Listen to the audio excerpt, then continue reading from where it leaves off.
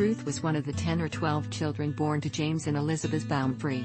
Colonel Hardenbergh bought James and Elizabeth Baumfree from slave traders and kept their family at his estate in a big hilly area called by the Dutch name Swartekill, in the town of Esopus, New York, 95 miles north of New York City.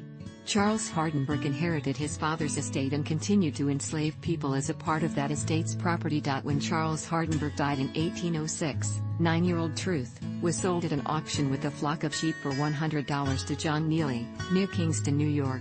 Until that time, Truth spoke only Dutch.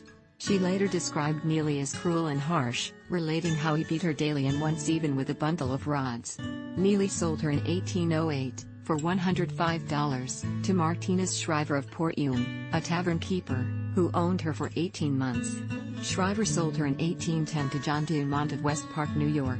Although this fourth owner was kindly disposed toward her, considerable tension existed between Truth and Dumont's wife, Elizabeth Waring Dumont, who harassed her and made her life more difficult. In around 1815, Truth met and fell in love with an enslaved man named Robert from a neighbouring farm.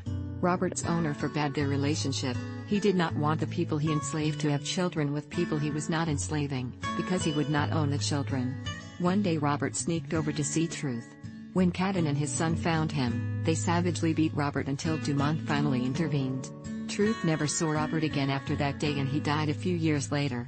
The experience haunted Truth throughout her life. Truth eventually married an older enslaved man named Thomas. She bore 5 children: James, her firstborn, who died in childhood; Diana, the result of a rape by either Robert or John Dumont; and Peter, Elizabeth, and Sophia, all born after she and Thomas united.